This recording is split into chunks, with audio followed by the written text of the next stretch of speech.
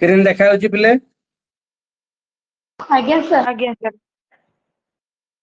हाँ ठीक अच्छे आम पूर्वर जो आम 7टा पद्धति पढ़ुले 7टा पद्धति पढ़ा समय आम ये अवरोह पद्धतिर सामान्य टिके पात्र कौन तार विषय रे सामान्य ज्ञान विषय आम जानी ना कौन जानी ना अवरोह पद्धतिटा संज्ञा रु को आड़ को जाए उदाहरण को जाए हाँ कि नहीं नियम रु उदाहरण को गले आरोह अवरोह पद्धति कह जाए आउ उदाहरण रु नियम आड़ को गले कह जाए आरोह पद्धति ठीक से भाया एटा हूँ संज्ञा प्रदान कृत्वा तदन उदाहरण यच्छति का पद्धति ना अवरोह पद्धति तापरे कहला द्वितीयटा आदौ संज्ञा प्रदान छात्राणाम मनसी जिज्ञासा कौतूहलम स्वल्प परिमाणेन भवति पूर्वर पिले आमे कौन करथाउ जेतेले सूत्रटा कहि देथाउ सूत्र कहि देला परे सेही सूत्र विषय जानिबार जो जिज्ञासा थाए जो क्यूरियोसिटी थाए सेटा कम परिमाण रे हो जाए केमती हुए ना कम परिमाण हो जाए तापर देख पूर्वर जो नियम कही दौर पिलानकर जानवर जो इच्छा रहू नहीं से समय श्रेणी प्रकोष्ठटा केमिति हेबो ना नीरस भाव में हेबो हाँ कि नहीं आउ पिला माने कौन करती जो सूत्र प्रथम रू कही दि जाए कठिन वस्तु जो कही दि जाए आउ से माने जी बुझी पारला सी आगो शुणा को इच्छा प्रकाश करिवो आ जे बुझी न पारला से सेठी ही रही जीवो नीरस होई जीवो आउ क्यों पिला ने आगो को बुझी पारती ना प्रत्युत्पन्नमती छात्र माने आउ मेधावी छात्र माने प्रत्युत्पन्नमती छात्राणाम कृते ऐसा पद्धति उपयुक्ता पद्धति यही पद्धतिटा प्रत्युत्पन्न छात्र मानक पई उपयुक्त काहेकि ना से माने प्रथमे सूत्र जानिला परे से माने ऑटोमेटिक तार उदाहरण गुडा को बुझी पारंती आ मेधावी छात्र माने मध्य यही पद्धति द्वारा विशेषतः आहरण करिया को इच्छा प्रकाश करंती आउ कौन कहला ना आरोह पद्धति रे शिक्षक को अनेक गुड़िए उदाहरण दिया जाउथला जा द्वारा कौन होतला शिक्षक दायित्व अधिक थिला किंतु एई जो अवरोह पद्धति अच्छी अवरोह पद्धति रे शिक्षक को सेतिकी ताने उदाहरण देबा को पड़े नाही जेतिकी आरोह रे देबा को पड़ुतला ये कौन करिवो प्रथमे सूत्र कहिदेबो सूत्र सामान्य व्याख्या हिसाब 2-3टा उदाहरण कहिदेबो जा द्वारा तार समय मध्य नष्ट हो नथिला आउ कौन ताकू बेसी कष्ट करिया को पड़ू नथिला आउ कौन कहूची ऐसा पद्धति समय सापेक्ष न भवति यही पद्धतिटा समय सापेक्ष पद्धति नुहे जहा द्वारा कौन होतला पाठ्य वस्तु पाठ्य विषय शीघ्र समाप्तम भवति यही पद्धति द्वारा कौन होतला पाठ्य विषयटा शीघ्र समाप्त होतला आरोह सेटा नहीं कहीं विभिन्न गुड़ाए उदाहरण दि जाउतला जा द्वारा समय हो नथिला गृह कार्य ପାଇଁ समय हो नथिला कोनोसी प्रश्न उठे पचारिबी कहला बेलको समय हो नथिला किंतु एइतिरे नियम कहाउची तापरे सामान्य गोटे दुईटा उदाहरण कहवा द्वारा एइतिरे समय मध्य रहउची समय सापेक्ष नुह एटा आ पाठ्यवस्तु मध्य समाप्ति होउची किंतु एई जो प्रणाली अछि एई प्रणाली रे पढ़ाइबा द्वारा कोन हुए पिला माने किए बुझिला किए न बुझिला ता उपरे दृष्टि दिया जाए नाही सब स्तर छात्र मान को जतले दृष्टि दिया जाओ नहीं पिले सेइति पई एई पद्धति कोन कहला अमनोवैज्ञानिक पद्धति बोली की कहला कहीं ना ये खाली प्रत्युत्पन्नमती और मेधावी छात्र मान को दृष्टि देला जी स्वल्प मेधा थिबो बा मध्यम धरणर थिबो तार कथा सी जानिला नहीं शिक्षक जा द्वारा कौन हैला सबु पिला दृष्टि दि जाऊ नथिबारु एही पद्धति को अमनोवैज्ञानिक पद्धति बोली की कहला पिले बुझी पारलो एतिकी आज्ञा सर हां तापर जीवा पिले अवरोह पद्धति को इंग्रजी रे कौन कह जाए डिडक्टिव मेथड बोली की कह जाए कौन कह जाए डिडक्टिव मेथड आ ये अवरोह पद्धतिर कर्ता किए पूर्वरु कहितली फिरे अरे अवरोह अरे अरस्तु हैला अरस्तु होचंती तांकर कर्ता आ संस्कृत रे जे देखिबा संस्कृत रे होचंती पाणिनि आ ओटे कोन कात्यायन पाणिनि आ कात्यायन हैला एई भली भाले मन रखिबो ये कौन कहूँ यार अर्थ हूँ सूत्रस्य अध्ययनम कृत्वा उदाहरणानाम गमनम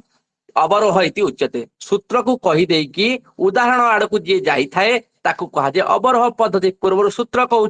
यार नामांतरम यार अन्य नाम कौन यार अन्य नाम हूँ निगमन पद्धति आउ ये कौन यार लक्षण कौन काली मु पढ़ेला बेलू कही पिले लक्ष्यम क्या कह जाए लक्षणम क्या कह जाए लक्ष्यम अर्थ हूँ उदाहरण आ लक्षणम अर्थ होची सूत्र बा नियम सूत्र बा नियम रु जेतेबेले आमे उदाहरण आड़कू जाई थाउ ताको कहा जाय कोन अवरोह बा निगमन बोली की कहा जाय आउ जेतेबेले आमे लक्ष्य रु कोन करथाउ लक्षण आड़कू जाई थाउ ताको कोन कहा जाय आरोह प्रणाली आगमन आरोह बोली की कहा जाय हला एई दीटा को भी मन रखियो पिले तापरे एई जो अवरोह पद्धति अछि एई अवरोह पद्धति रो केतोटी सोपान अछि ना चारोटी सोपान अछि कोन कोन चारोटी सोपान गोटेला नियम तापरे स्पष्टीकरण तापरे प्रयोग प्रदर्शन तापरे पुनः परीक्षण ना चारोटी सोपान कोन प्रथमे गोटे सूत्र विषय रे कोन सूत्रटा लिखिबे सूत्रटा लिखिदेले सूत्रटा लिखि सारला परे ते सूत्र अर्थ जहा कहतबो शिक्षक कोन करिवे स्पष्टीकरण करिवे ना कोन स्पष्टीकरण करिवे माने कर एटी अकह सवर्णे दीर्घः गोटे सूत्रटे संधि गोटे सारे पढौचंती संधि पढौथिला समय रे सी कोन करिवे सूत्रटा प्रथमे कहि देले एई सूत्र कहि सारला परे सवर्ण वर्ण मानकर जेतेले संधि हेई थाए सेई समय दीर्घ वर्ण हेई जाई थाए बोली की कहिवे स्पष्टीकरण करिवे जेमति अ युक्त आ इज इक्वल टू आ युक्त आ इज इक्वल टू आ इ युक्त हर्ष इ युक्त दीर्घ इज इक्वल टू दीर्घ एई भलिया से सवर्ण वर्णर किछिटा स्पष्टीकरण करिवे जहा ता माने हमर कोन थिबो नियम पहुतबो तापरे कोन करिवे किछिटा उदाहरण आनिबे किछिटा उदाहरण माध्यम रे कोन करिवे तार अर्थटा को पिलान को कोन करिवे प्रयोग करे कि देखेइबे ना केमिति विद्या युक्त आलय एठी देखो विद्या रे आ रहिला एठी आ रहिला जेतले सवर्ण वर्ण मानकर संधि हेई जाए सेई समय रे कोन होए दीर्घ वर्ण हेई जाए जा द्वारा कोन हला दीर्घ वर्ण हला एई भली भाबरे सी कोन करिवे नियमर स्पष्टीकरण करिवे ता सहित किछिटा प्रयोग करी कि उदाहरण पिलान को बुझेइबे बुझेई सारला परे पिला केते बुझिले न बुझिले ताकू नै कि ताकू पचारिबे हां कि नै ताकू पचारिबे कोन गोटे उदाहरण देबे ना पुस्तक युक्त आलय कहला देखि पिले कोन हबो एठी तो अ अछि एपटे पुनी आ अछि जदि दीटा को जदि संधि करिया पिले एई समय रे कोन हबो पिला ने आंसर देबे ना सर पुस्तकालय औ आ मिसिकी आ हेई जाईची हला दीर्घ होई जाईची जा द्वारा कोन हबो पिलानकर परीक्षण करिवो एई भली माध्यम रे चारोटी सोपान रे अवरोह पद्धतिर पाठन कार्य संपादन करा जाय थाय पिले बुझी पारिलो आज्ञा सर हेलो हां सर हां आज्ञा सर किंतु हमर हां आरोह पद्धति रे पूर्वरु कोन करा होतला प्रथमे उदाहरण दिया जाउतला हां कि नै तापरे कोन करा होतला निरीक्षण करूथले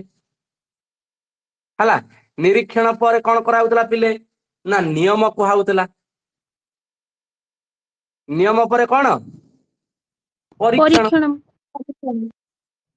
परीक्षण करा होतला एई भलिया सोपान थिला किंतु एईटा टिके ओलटा प्रथमे नियम कहूची तापरे तार स्पष्टीकरण करूची तापरे तार प्रयोग करूची प्रयोग कर सारला परे ये पुनः परीक्षण करूची एई भली भाबरे चारि चारिटा सोपान अछि पिले दीटा विधिर क्रम भाबरे मन रखिबो तापरे जीवा ना सेई जो सूत्र बा सूत्र को व्याख्या करूची को माध्यम रे व्याख्या करूची केमिति व्याख्या करूची काहे कि ना हमें व्याकरण पढुचे ना व्याकरण रे जेतले अवरोह पद्धति होची सेई सूत्र व्याख्यान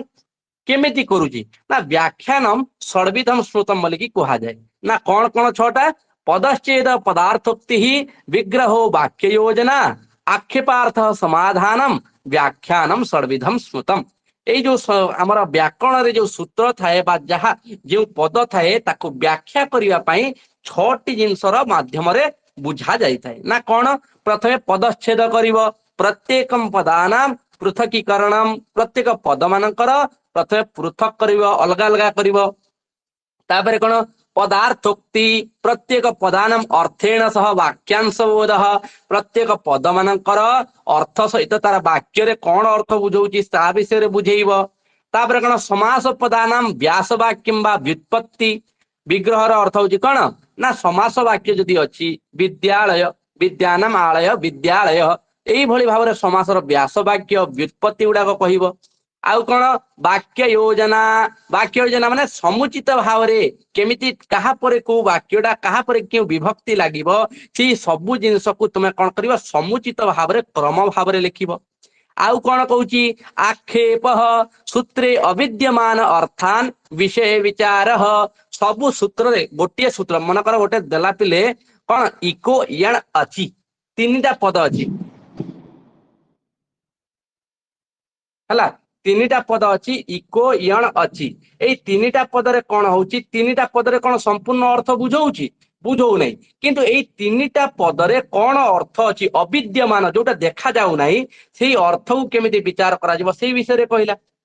तापरे कौन समाधानम प्रत्येकम सूत्रम वाक्यांश अर्थ संगति वशतः प्रसंगीकरणम प्रत्येक सूत्र वाक्यांश को से बुझेइब बुझेई साला पर जो विषय रे पढ़ौची से विषय को प्रसंगीकरण करिवो एई भली माध्यम रे कोन करा जाय व्याकरण रो सूत्र मानकर व्याख्या करा जायते व्याख्यानम षड्विधम स्मृतम तुमको ये आक्षेप और समाधान जतले पचारिबा पले सेही समय तुम माने कंफ्यूज हे जिवो नहले बाकी तो तुम समस्त जानियो पदच्छेद माने पद मान पृथकीकरण पदार्थोक्ति माने प्रत्येक पदर अर्थबोध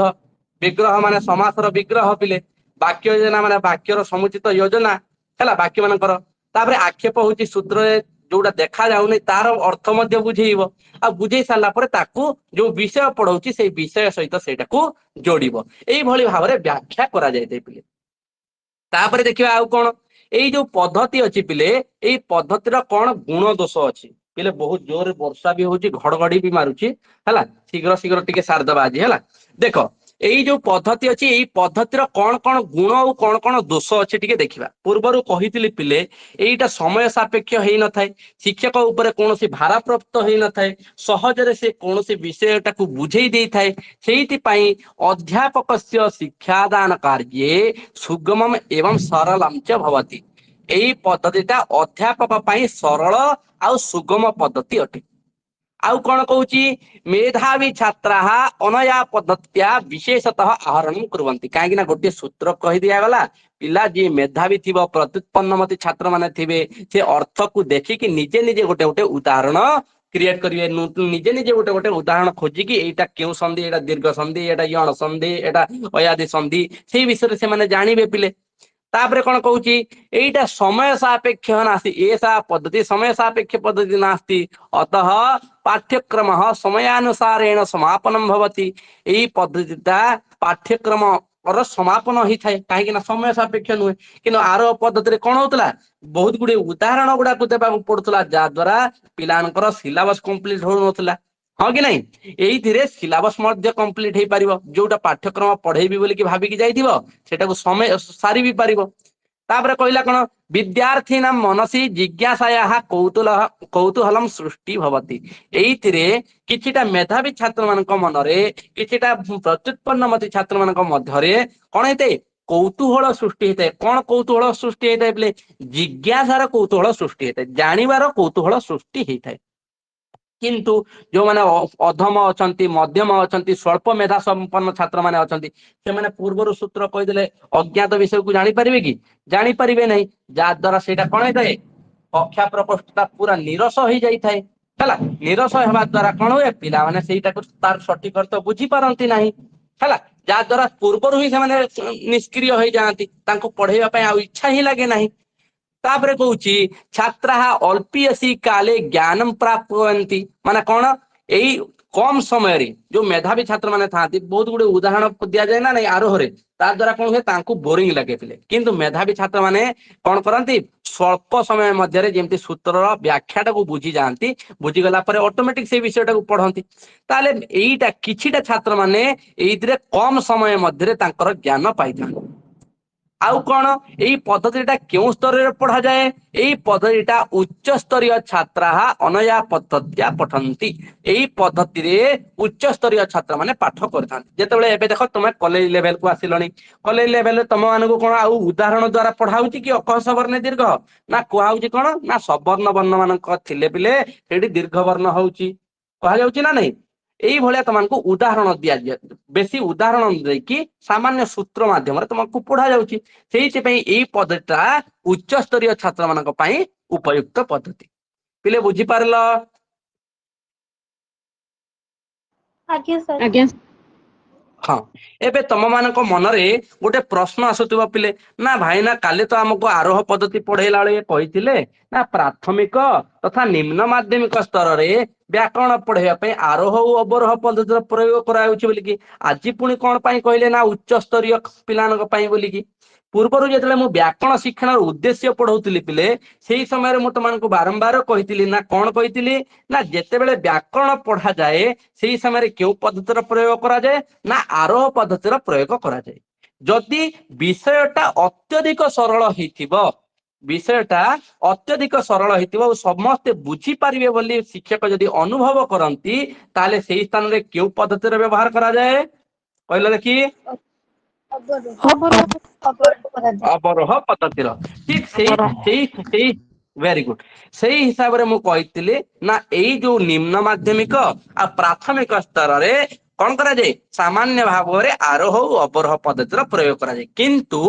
एबेकार जदि शिक्षा देखिबा शिक्षा पद्धति ताले एइटा उच्च स्तर रे ही प्रयोग करा जाए सेहिति पई तो कहा जाउची एई पद्धति ताकू अमनोवैज्ञानिक काहे कि ना एटा प्राथमिक स्तर रे व्यवहार करा जाउ नाही तापर देखिए यार दोष कौन कौन अच्छी ना दोष कौन कौन कहूँ प्रथम बिंदु कहूँ ज्ञातव्य वस्तुनाम उपस्थापना शिक्षक संपादयति जो विषय रे जानिबार थाए पिला मानकू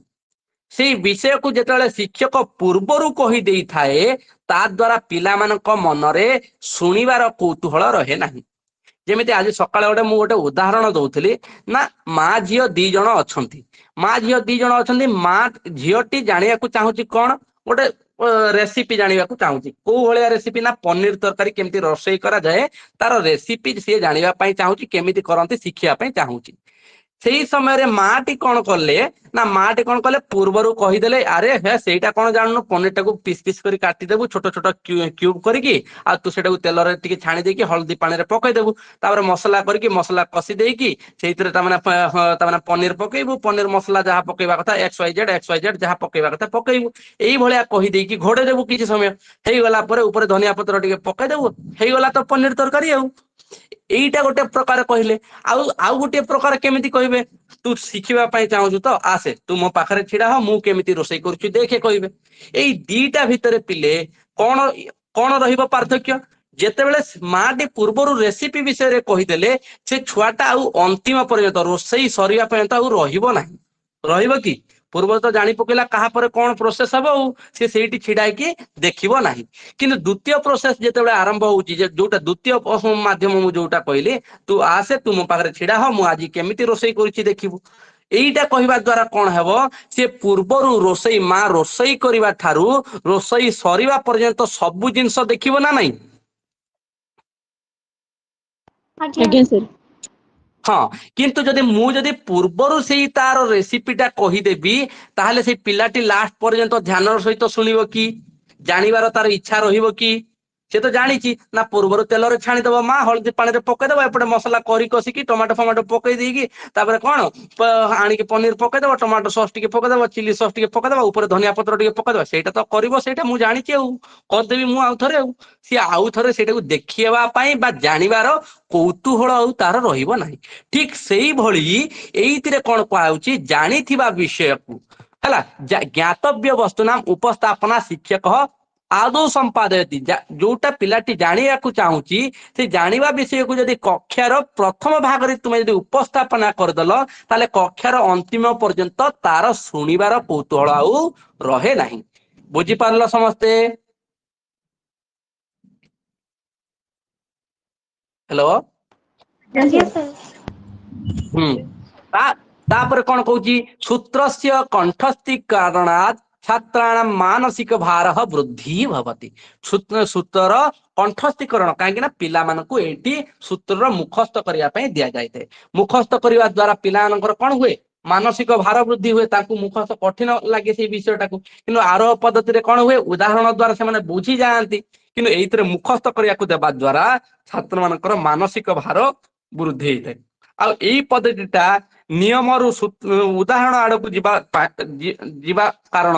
एटा कौन है अज्ञात जिनस रु ज्ञात आड़ को जाए जोटा हूँ गोटे कौन अमनोवैज्ञानिक पद्धति कहीं ये आमर छात्र केन्द्रित जो शिक्षण सूत्र अच्छी ताकू अनुसरण करू नाही ज्ञात को अज्ञात को जीवा अपेक्षा से कौन कह अज्ञात रु ज्ञात आड़ को आसुची ଯାଦ୍ୱାରା ପିଲାମାନେ ନିଷ୍କ୍ରିୟ ହେଇଯାଆନ୍ତି, ନିରସ ହେଇଯାଆନ୍ତି ଆଉ ତାଙ୍କୁ ପଢିବାରେ ଇଚ୍ଛା ପ୍ରକାଶ ଲାଗେ ନାହିଁ। ପିଲେ ବୁଝିପାରିଲ? ଆଜ୍ଞା ସାର୍। ଠିକ ଅଛି, ଆଉ ଥରେ ପିଲେ ଏଇଟାକୁ ଦୋହରେଇ ଦଉଛି ଯାଦ୍ୱାରା ତମେ ସବୁ ଜିନିଷକୁ ବୁଝିପାରିବ। ନା ଆଜି ଆମେ କଣ ପଢିଲେ ନା ଯୋଉଟା ନିୟମରୁ ଉଦାହରଣ ଆଡକୁ ଯାଇଥାଉ ତାକୁ ଅବରୋହ ପଦ୍ଧତି କୁହାଯାଏ, ନତୁବା ନିଗମନ ପଦ୍ଧତି ବୋଲି କୁହାଯାଏ। ଆଉ ଏଇ ପଦ୍ଧତିରେ ପୂର୍ବରୁ କଣ କରାଯାଏ, ସଂଜ୍ଞା ବା ନିୟମ କହିଦେବା ଦ୍ଵାରା ପିଲାମାନଙ୍କ ମନରେ ଜାଣିବାର ଜିଜ୍ଞାସା କୌତୁହଳ ସ୍ୱଳ୍ପ ପରିମାଣରେ ହେଇଥାଏ, କମ ପରିମାଣରେ ହେଇଥାଏ, ଶ୍ରେଣୀ ପ୍ରକୋଷ୍ଠ ନିରସ ହେଇଯାଏ। ଆଉ ଏଇ ପଦ୍ଧତିଟା କେଉଁମାନଙ୍କ ପାଇଁ ଉପଯୁକ୍ତ ହୁଏ, ଯିଏ ପ୍ରଥମରୁ ସେଇ ସୂତ୍ରଟାକୁ ବୁଝିଯିବ। କିଏ ବୁଝିବ ନା ଯୋଉମାନେ ମେଧାବୀ ଛାତ୍ର ମାନେ ଥିବେ, ଯୋଉମାନେ ପ୍ରତ୍ୟୁତ୍ପନ୍ନମତୀ ଛାତ୍ର ମାନେ ଥିବେ, ସେଇମାନେ ଏଇ ପଦ୍ଧତିଟାକୁ ଠିକ ଭାବରେ ବୁଝିବେ। କିନ୍ତୁ ଅନ୍ୟ ପିଲାମାନେ ଯୋଉମାନେ ଥିବେ ପୂର୍ବରୁ ସୂତ୍ର ଯଦି ବୁଝି ନ ପାରିଲେ ତାହେଲେ କ୍ଲାସ ଭିତରେ ଚୁପଚାପ ହେଇକି ବସିଥିବେ, ନିଷ୍କ୍ରିୟ ହିସାବରେ ରହିବେ, ନିରସ ଭାବରେ ରହିବେ। ଯାହା ଦ୍ୱାରା କଣ ହୁଏ, ଏଇଟାକୁ ଅମନୋବୈଜ୍ଞାନିକ ପଦ୍ଧତି ବୋଲି କୁହାଯାଏ। କିନ୍ତୁ ବହୁତ ଗୁଡେ ଉଦାହରଣ ନ ଦେଇକି ସାମାନ୍ୟ ଉଦାହରଣ ଦେଇକି ଶିକ୍ଷକ ଯେତେବେଳେ କଣ କରିଥାଏ, କକ୍ଷାଟା ସମ୍ପାଦନ କରିଥାଏ, ତା ଦ୍ୱାରା ସମୟ ନଷ୍ଟ ହୁଏ ନାହିଁ ଆଉ ସିଲାବସ ଯୋଉ ପାଠ୍ୟକ୍ରମ ଥାଏ ସେ ପାଠ୍ୟକ୍ରମର ମଧ୍ୟ ସମାପ୍ତି ହେଇଥାଏ। ଆଉ କଣ ପଢିଲେ ନା ଏଇ ପଦ୍ଧତିଟା କଣ ହେଇଥାଏ, ଲକ୍ଷଣାତ୍ ଲକ୍ଷ୍ୟମ୍ ପ୍ରତି ଗଚ୍ଛତି, ଲକ୍ଷଣ ଠାରୁ ଲକ୍ଷ୍ୟ ଆଡକୁ ଯାଇଥାଏ। ଏହାର 4ଟି ସୋପାନ ଅଛି। କଣ କଣ? ନିୟମ, ସ୍ପଷ୍ଟୀକରଣ, ପ୍ରୟୋଗ, ପୁନଃ ପରୀକ୍ଷଣ, 4ଟି ସୋପାନ। ତାପରେ ପଢିଲେ ଏଇ ଯୋଉ ସୂତ୍ରର ବ୍ୟାଖ୍ୟା କରିଥାଏ, କେତେଟା ମାଧ୍ୟମରେ ବ୍ୟାଖ୍ୟା କରିଥାଏ ନା ସୂତ୍ରର ଯୋଉ ବ୍ୟାଖ୍ୟା ଥାଏ, ବ୍ୟାଖ୍ୟାନମ୍ ଷଡବିଧମ୍ ସ୍ମୃତମ୍ ବୋଲି କୁହାଯାଉଛି। 6ଟା ଭାଗରେ ବିଭକ୍ତ କରାଯାଇଛି ବ୍ୟାଖ୍ୟାକୁ। ନା କଣ କଣ? ପଦଚ୍ଛେଦ, ପଦାର୍ଥୋକ୍ତି, ବିଗ୍ରହ, ବାକ୍ୟ ଯୋଜନା, ଆକ୍ଷେପ, ସମାଧାନମ୍। ଏଇ 6ଟା ବିନ୍ଦୁକୁ ଜାଣିଲେ ପଦଚ୍ଛେଦ ପଦ ମାନଙ୍କୁ ପୃଥକୀକରଣ, ପଦାର୍ଥୋକ୍ତି ମାନେ ପ୍ରତ୍ୟେକ ପଦର ଅର୍ଥକୁ ବୁଝେଇବ, ବିଗ୍ରହ ମାନେ ଯୋଉ ସମାସାନ୍ତ ପଦ ଥିବ ତାର ବିଗ୍ରହ ବାକ୍ୟ କହିବ, ବାକ୍ୟ ଯୋଜନା ମାନେ ତାର ବାକ୍ୟ ମାନଙ୍କର ସମୁଚିତ କ୍ରମ ନିର୍ଦ୍ଧାରଣ କରିବ, ଆକ୍ଷେପ ମାନେ କଣ, ସୂତ୍ରରେ ଯୋଉ ଅବିଦ୍ୟମାନ ଅର୍ଥ ଅଛି ସେଇ ଅର୍ଥ ମାନଙ୍କ ବିଷୟରେ ବୁଝେଇବ। ତାପରେ ସମାଧାନ କରିବ, କଣ ସମାଧାନ ମାନେ ସେଇ ସୂତ୍ରର ବାକ୍ୟାଂଶକୁ ଅର୍ଥ ସଂଗତି କରିକି ସିଏ କଣ କରିବ, ନିଜ ଯୋଉ ପ୍ରସଙ୍ଗ ପଢା ହଉଛି ସେଇ ପ୍ରସଙ୍ଗରେ ତାକୁ ଯୋଡିବ। ଏଇଭଳି ଭାବରେ କଣ କରିଥାଏ, ନିୟମ ଗୁଡାକର ବ୍ୟାଖ୍ୟା କରିଥାଏ ପିଲେ। ଆଉ କଣ ପଢିଲେ ତାର ଗୁଣ ଦୋଷରେ ପଢିଲେ ଏଇଟା ଶିକ୍ଷକ ପାଇଁ ସରଳ ଆଉ ସୁଗମ, କାହିଁକିନା ତାକୁ ବେଶୀ କଷ୍ଟ କରିବାକୁ ପଡୁନାହିଁ। ଏଇ ପଦ୍ଧତି ମେଧାବୀ ପିଲାମାନେ ବିଶେଷ ଭାବରେ ଆହରଣ କରନ୍ତି, ପ୍ରତ୍ୟୁତ୍ପନ୍ନମତୀ ଛାତ୍ର ମାନେ ବିଶେଷ ଭାବରେ ଆହରଣ କରନ୍ତି। ଏଇଟା ସମୟ ସାପେକ୍ଷ ହେଇନଥିବାରୁ ପାଠ୍ୟକ୍ରମ ମଧ୍ୟ ଠିକ ସମୟରେ ସରିଥାଏ। ପିଲାମାନଙ୍କର ଜିଜ୍ଞାସା କୌତୁହଳ ଅଳ୍ପ ପରିମାଣରେ ହେଇଥାଏ। କେଉଁ ପିଲାମାନଙ୍କର? ମେଧାବୀ ଆଉ ପ୍ରତ୍ୟୁତ୍ପନ୍ନମତୀ ଛାତ୍ର ମାନେ। ଆଉ କଣ, ଛାତ୍ର ମାନେ କମ ସମୟରେ ଜ୍ଞାନ ପାଆନ୍ତି। କୋଉ ପିଲାମାନେ ପାଇବେ? ସେ ମେଧାବୀ ଓ ପ୍ରତ୍ୟୁତ୍ପନ୍ନମତୀ ଛାତ୍ର ମାନେ। ଉଚ୍ଚସ୍ତରୀୟ ଛାତ୍ର ମାନଙ୍କ ପାଇଁ ଏଇ ପଦ୍ଧତିଟା ପ୍ରୟୋଗ କରାଯାଏ। ତାପରେ ଦୋଷରେ କଣ ପଡିଲେ, ଜାଣିଥିବା ବିଷୟକୁ ପୂର୍ବରୁ ସମ୍ପାଦନ କରୁଥିବାରୁ ଏଇଥିରେ କଣ ହେଇଥାଏ, ପିଲାମାନଙ୍କର ଶୁଣିବାର ଜାଣିବାର ଇଚ୍ଛାଟା ରହିନଥାଏ। ଆଉ କଣ, ପିଲାମାନଙ୍କୁ ସୂତ୍ର ମୁଖସ୍ଥ କରିବା ଦ୍ଵାରା ମାନସିକ ଭାର ତାଙ୍କର କମ ବଢିଯାଏ। ପିଲେ ବହୁତ ପ୍ରେସର ପଡେ ସୂତ୍ର ମାନଙ୍କୁ ମୁଖସ୍ଥ କରିବା ପାଇଁ। ତାପରେ ଏଇଟା ଅଜ୍ଞାତରୁ ଜ୍ଞାତ ଆଡକୁ ଯାଉଥିବାରୁ ୟାକୁ ଅମନୋବୈଜ୍ଞାନିକ ପଦ୍ଧତି କୁହାଯାଏ। ଏଇ ଅମନୋବୈଜ୍ଞାନିକ ପଦ୍ଧତିରେ ପଢେଇବା ଦ୍ଵାରା ପିଲାମାନେ ନିଷ୍କ୍ରିୟ ହେଇଯାଆନ୍ତି ଆଉ ନିରସ ହେଇଯାଆନ୍ତି। ପିଲେ ବୁଝିପାରିଲ? ଆଜ୍ଞା ସାର୍। ସରଳରେ ବୁଝିଲ ନା? ନା ଆଉ କୋଉଥିରେ ଏଇଥିରେ ଡାଉଟ ଅଛି କି ପଚାର?